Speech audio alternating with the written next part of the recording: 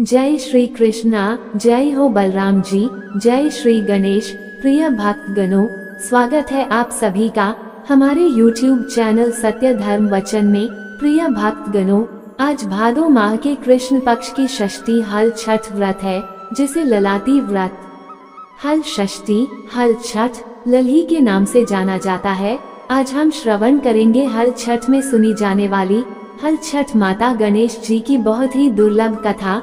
आज के दिन जो भी इस कथा को सुनता है, उसे हल छठ माता बलराम जी के साथ साथ कृष्ण जी गणेश जी की कृपा प्राप्त होती है।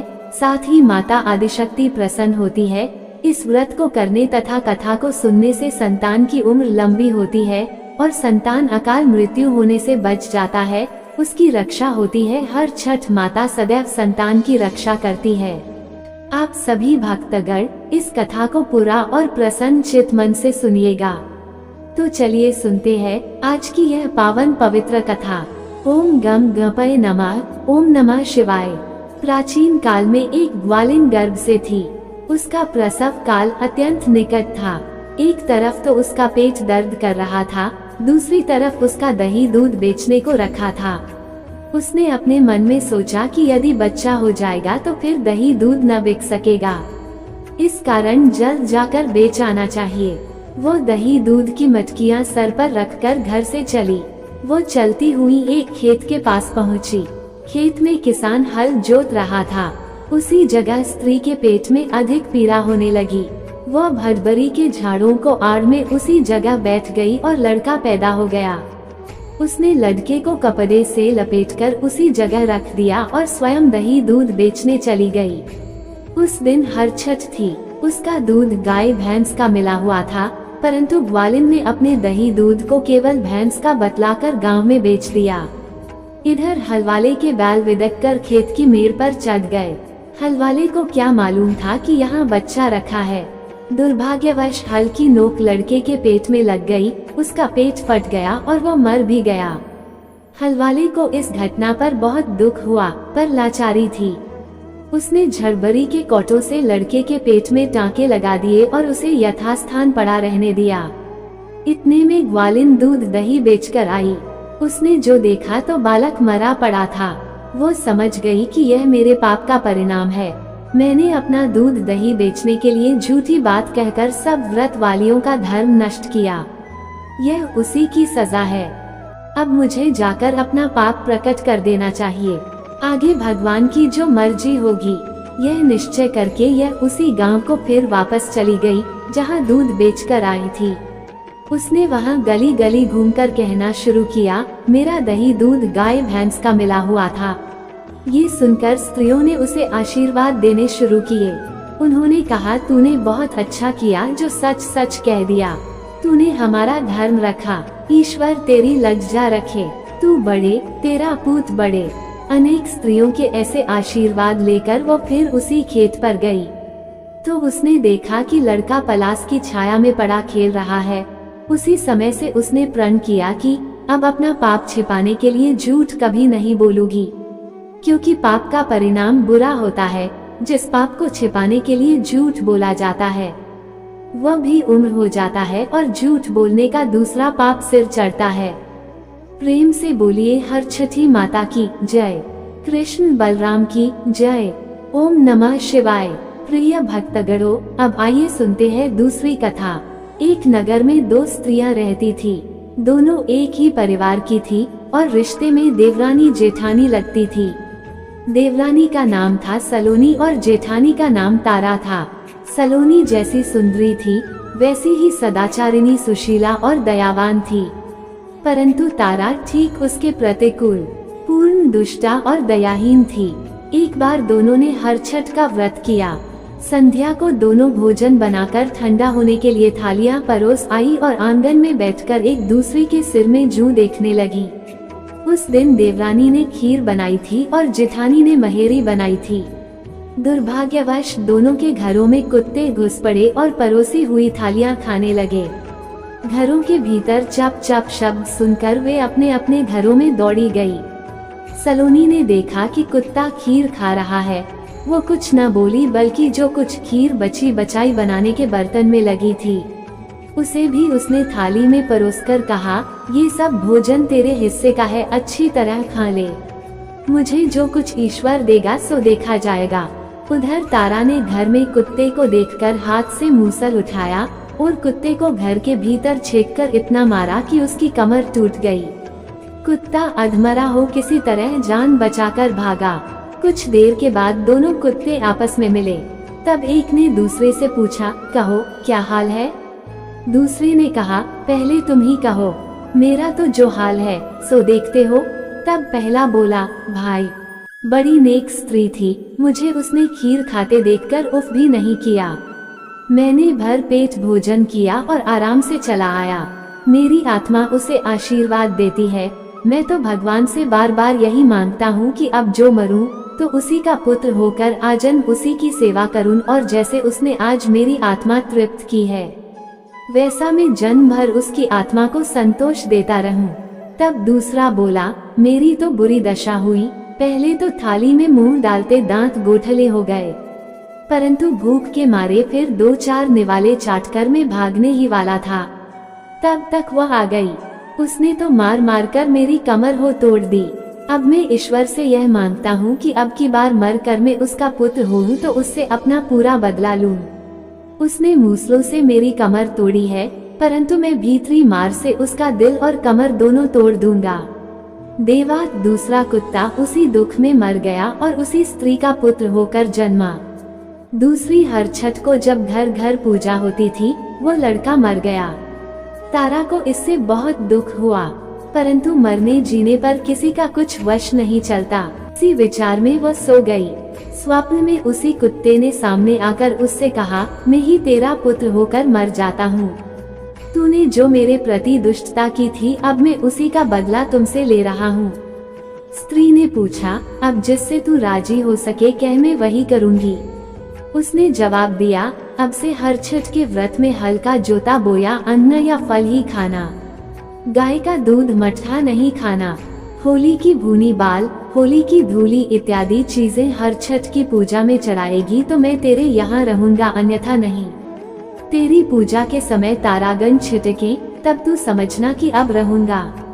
उसने कहा, तारागण छिटकाना तो मेरे वश का नहीं, उसके स्थान से धान या ज्वार के लावा बखेर दूंगी। कुत्ते ने कहा, ये भी हो सकता है, परंतु इस बात का मन में निश्चय संकल्प कर ले कि अब ऐसी दुष्टता और निर्दयता का व्यवहार किसी के साथ न करोगी। तारा ने अपनी आदतें बदलने का कसम खाई। तभी से उसके लड़के जीने लगे। तब से संतान कामना और सौभाग्य के लिए यह व्रत किया जाता है। जय हो हर छठी माता। ओम नमः शिवाय। हे हर छठी माता, आप अपने भक्त के पुत्रों को जीवित रखना, उनकी सदैव रक्षा करना, उन्हें बल, बुद्धि, विद्या देना। अब आइए सुनते हैं हर छठी माता की तीसरी कथा। एक बार द्वापर युग में धर्मराज युधिष्ठिर और भगवान श्री कृष्ण एक ही स्थान पर विराजमान थे। तब धर्मराज युधिष्ठिर बोले कि हे भगवान, इस जगत में पुत्र प्राप्ति की मनोकामना पूर्ण करने वाला कौन सा व्रत उत्तम है? तब भगवान श्री कृष्ण बोले, हे राजन, हल षष्ठी के समान उत्तम कोई दूसरा व्रत नहीं है। युधिष्ठिर बोले, हे महाराज, यह व्रत कब और किस प्रकार प्रकट हुआ? श्री कृष्ण जी बोले, हे राजन, मथुरापुरी में एक राजा कंस था। सुर, नर, मुनि सब उसके अधीन थे। राजा कंस की बहन का नाम देवकी था। वह विवाह के योग्य हुई। तब कंस ने उसका विवाह वासुदेव के साथ कर दिया। जब वह विदा होकर ससुराल जा रही थी तभी एक आकाशवाणी हुई कि हे कंस, जिस देवकी को तू प्रेम से विदा कर रहा है उसी के गर्भ से उत्पन्न 8वें बालक द्वारा तेरी मृत्यु होगी। ये सुनकर कंस ने क्रोध में भरकर देवकी और वासुदेव को बंदी बना लिया और जेलखाने में डाल दिया। समय बीतने के साथ देवकी के पुत्र पैदा हुए। कंस एक एक करके सभी को मारता जाता। इस प्रकार जब देवकी के 6 पुत्र मारे गए तो एक दिन देवलोक से महामुनि नारद देवकी से मिलने जेलखाने पहुँचे और उसे दुखी देखकर कारण पूछा। देवकी ने रोते हुए सारा हाल बताया। तब नारद जी ने कहा कि हे बेटी, दुखी मत हो, तुम श्रद्धा और भक्ति पूर्वक हल षष्ठी माता का व्रत करो, जिससे तुम्हारे सारे दुख दूर हो जाएंगे। तब देवकी ने माता की महिमा पूछी। नारद जी बोले, हे देवकी, मैं तुम्हें एक पुरातन कथा सुनाता हूँ, ध्यान से सुनो। बहुत समय पूर्व चंद्रवृत नामक एक प्रतापी राजा था, जिसका एक ही पुत्र था। राजा ने नगर के समीप एक तालाब खुदवाया था, परंतु उसमें जल नहीं रहता था। कितना भी जल भरा जाए तुरंत ही सूख जाता था। जलहीन तालाब को देखकर नगरवासी राजा को कोसते थे। राजा सदैव दुखी रहते और कहते थे कि मेरा धन और धर्म दोनों नष्ट हो गया। एक दिन स्वप्न में वरुण देव ने राजा से कहा कि हे राजा, यदि तुम अपने पुत्र की बलि दोगे तो तालाब जल से भर जाएगा। प्रातः काल राजा ने स्वप्न की बात दरबार में बताई और कहा कि मैं अपने इकलौते पुत्र का बलिदान नहीं कर सकता, चाहे तालाब में पानी रहे चाहे ना रहे। राजा की बात सुनकर राजकुमार बोला, मैं स्वयं अपनी बलि दे दूंगा, क्योंकि मेरे बलिदान से पिता का सुयश बढ़ेगा तथा जनता को सुख मिलेगा।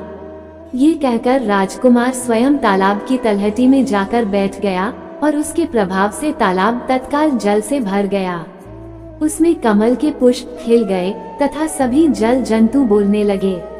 राजा ने ये समाचार सुना और दुखी होकर वन को चले गए।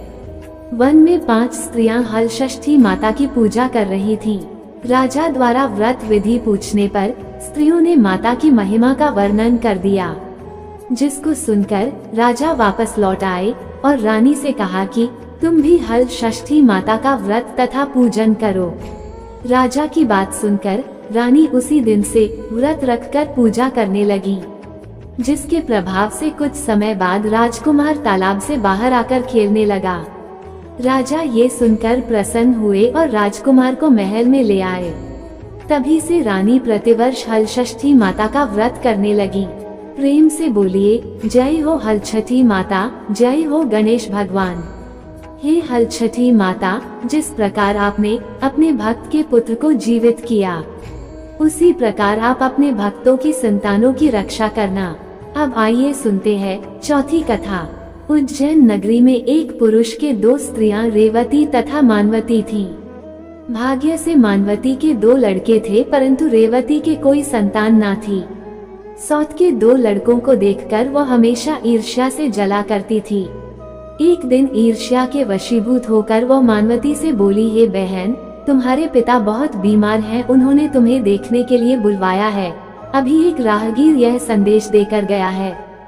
ये सुनकर मानवती अपने दोनों पुत्र रेवती को सौंपकर पति की आज्ञा लेकर अपने पिता के घर चली गई। इधर रेवती ने सौत के दोनों लड़कों को मारकर गांव के बाहर जंगल में फेंक दिया।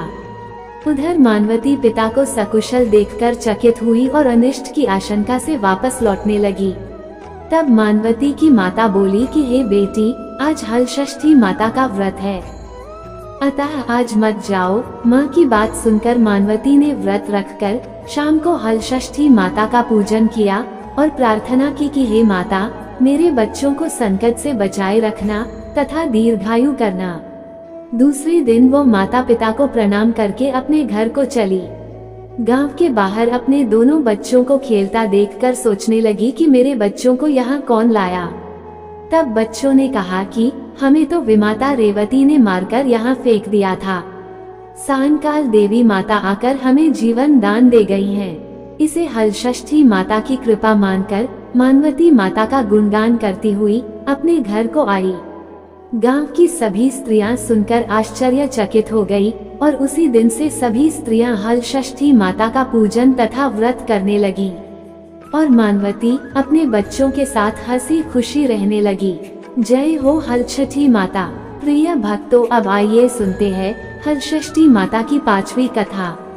दक्षिण दिशा में पहाड़ों के बीच सघन वन में एक गांव बसा हुआ था। उस गांव में एक धनी भीलनी निवास करती थी। उस भीलनी की एक दासी थी जो बड़े सुंदर स्वभाव की थी। उसके 2 सुंदर रूपवान बालक थे तथा मालकिन भीलनी के 5 लड़कियां थीं। भीलनी दासी के दोनों सुंदर बालकों को बहुत प्यार करती थी। इस प्रकार भादो मास की छठ को भीलनी ने दासी को जंगल से लकड़ी लेने को भेज दिया। दासी लकड़ी लेने जंगल में गई। इधर उसके बच्चों का गांव के लड़कों से झगड़ा हो गया और उन्होंने दासी के बच्चों को मार डाला। भीलनी ने दुखी होकर उन्हें गांव के बाहर ले जाकर जला दिया और उनकी अस्थियां लेकर घर आई। उधर दासी वन से लकड़ियां लेकर वापस चली तो नदी के किनारे मुनि के आश्रम में 5 स्त्रियों को पूजा करते देखकर उसने उन स्त्रियों के साथ बड़े प्रेम से माता की पूजा की और अपने बच्चों के कल्याण के लिए माता से प्रार्थना की। उसने माता के इस व्रत को सदा करने का संकल्प लिया। जब वो लकड़ी लेकर वापस चली तो गांव के समीप पहुंचकर देखती है कि उसके दोनों बच्चे खेल रहे हैं। उसने दोनों बच्चों को प्रेम से गोदी में उठा लिया और अपने घर ले आई। मालकिन भीरनी ने ये देखकर चकित होकर पूछा। तब दासी ने माता के व्रत तथा पूजा का सब हाल कह सुनाया। माता के व्रत का प्रभाव देखकर मालकिन ने भी व्रत करने का संकल्प लिया और सुखी हो गई। इस प्रकार उसे पुत्र की प्राप्ति हुई। जय हो हलछठी माता। अब सुनते हैं हलछठी माता की 6वीं कथा। दक्षिण दिशा में एक अति सुंदर नगर था। उस नगर में एक धनवान बनिया रहता था। उसकी पत्नी बहुत उत्तम स्वभाव वाली थी, किंतु उसके पूर्व जन्म के पाप के कारण उसके 6 पुत्र हुए परंतु एक भी जीवित न रहा। इससे दुखी होकर वह वन में चली गई। वन में उसे एक तपस्वी मुनि मिले। वैश्य की पत्नी रोती हुई मुनि के चरणों में गिर पड़ी और मुनि के पूछने पर अपने दुख का कारण बताया। मुनिराज ने ध्यान लगाकर उसके बालक को वरुण, कुबेर, इंद्रलोक में खोजा परंतु बालक नहीं मिला। तब वह समाधि लगाकर ब्रह्मलोक गए। वहां वह बालक दिखाई दिया। मुनि ने कहा, हे बालक, तुम्हारे वियोग में तुम्हारी माता मृत्यु लोक में तड़प रही है, इसलिए तुम मेरे साथ चलो। सुनते ही मुनि की समाधि खुल गई और उन्होंने सामने बैठी वैश्य पत्नी को पुत्र का संदेश कह सुनाया। वो संतुष्ट होकर घर वापस आई और समय आने पर हलषष्ठी व्रत किया। पुत्र रत्न उत्पन्न होने पर उसने पूजा के अंत में बालक की पीठ पर पोता मारा, जिसके प्रभाव से वह दीर्घायु हो गया। अब वह वणिक पत्नी के सदैव हलषष्ठी माता के व्रत करने का संकल्प लेकर सुखपूर्वक जीवन व्यतीत करने लगी। जय हो हलछठी माता। प्राचीन काल में सुभृद्र नामक एक राजा था। उसकी पत्नी का नाम सुवर्णा था। उसके हस्ती नामक एक प्रतापी पुत्र था, जिसने अपने नाम से हस्तिनापुरी बसाई थी। एक दिन राजा का लड़का अपनी धाय के साथ गंगा स्नान को गया। वहां उसे एक गाय ने निगल लिया। ये सुनकर सुवर्णा अत्यंत दुखी हुई और उसने क्रोध में धाती के पुत्र को भाड़ की धधकती अग्नि में डलवा दिया। धाती पुत्र शोक में निर्जन वन में जाकर एक शिव मंदिर में जाकर शिव, पार्वती तथा गणेश जी की उपासना करने लगी। वह प्रतिदिन तृण, धान तथा महुआ खाकर समय बिताती थी। व्रत के प्रभाव से भाद्रपद कृष्ण पक्ष के एक दिन उसका लड़का अग्नि से निकल आया। राजा रानी भाड़ से लड़के को जीवित निकलते देखकर आश्चर्य करते हुए पंडितों से उसके जीवित निकलने का कारण पूछने लगे। तभी इस रहस्य को बताने के लिए शिव जी की आज्ञा से दुर्वासा ऋषि वहां आए। राजा रानी ने उनका स्वागत किया और लड़के के जीवित निकलने का रहस्य पूछा। दुर्वासा ऋषि बोले, हे राजन, इस द्राति ने वन में नियम पूर्वक श्रद्धा से भगवान शंकर, पार्वती, गणेश तथा स्वामी कार्तिकेय का पूजन किया है। इसके प्रभाव से ही इसका लड़का जीवित हो गया था। आप भी यह व्रत किया करें। राजा रानी दुर्वासा ऋषि को विदा करके द्राति पुत्र के पास गए। उन्हें वहां कुश पर बैठे पलाश के नीचे शिव जी का पूजन करते देखा तो उसे अपनी मां धाती से मिला दिया। धाती ने राजा को बताया कि आपसे भयभीत होकर जिस दिन से मैं वन में आई थी, तब से केवल वायु भ्रमण करते हुए शंकर भगवान, पार्वती, गणेश तथा कार्तिकेय के पूजन में लगी रहती थी। एक दिन रात्रि में शिव जी ने स्वप्न में कहा कि तुम्हारा लड़का जीवित है, क्योंकि तूने श्रद्धा सहित व्रत पूजन किया है। तुम्हारी रानी भी इस व्रत को करे तो उसका लड़का भी मिल जाएगा तथा उसके और लड़के भी होंगे। ये सुनकर राजा रानी ने श्रद्धा भक्ति सहित इस व्रत को किया, जिसके प्रभाव से राजा का लड़का गाय के मुंह से जीवित निकल आया। नदी, तालाब या कुएं के जल से स्नान कर एक बार का धुला हुआ कपड़ा धारण कर सौभाग्य के समस्त श्रृंगार से सुसज्जित होकर दोपहर के बाद सुंदर स्थान पर गौ के गोबर से लीपकर चौक बनाकर हलषष्ठी माता की मूर्ति बनावे या कागज पर भैंस के घी में सिंदूर मिलाकर मूर्ति बनाकर पीरा या कुश या पलाश के पत्ते के आसन में स्थापित करें और पूर्व मुख होकर के पूजा करें। पूजा के स्थान पर बच्चों के खिलौने तथा पोता रखें। कलश तथा गणेश जी की पूजा करके श्रद्धा के साथ हल षष्ठी माता की पूजा करें। कृत्रिम तालाब बना उसमें जल देवता वरुण जी का पूजन कर व्रत की कहानियां पढ़े या सुने। पूजा के अंत में महुए के पत्ते में जल से उपजे धान का प्रयोग करें, भोजन करें। उस दिन खेत या हल चली धरती पर न चलें। इस विधि से जो भी नारी व्रत रखेगी उसकी समस्त मनोकामनाएं पूर्ण होंगी तथा उसका जीवन सुखमय होगा।